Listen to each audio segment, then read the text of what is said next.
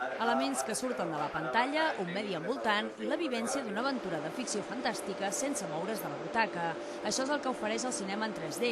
De l'únic que ens hem de preocupar és de posar-nos aquestes ulleres.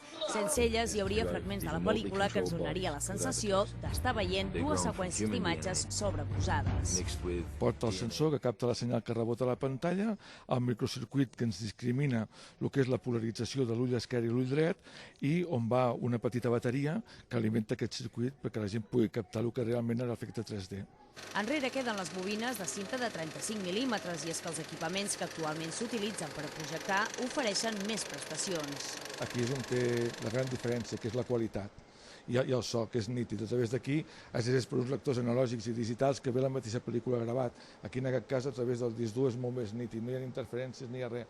Tenen filtres, evidentment, com això, però molt més avançat. Les sales es veuen obligades a renovar una tecnologia que en poc temps es trobarà disponible en format domèstic.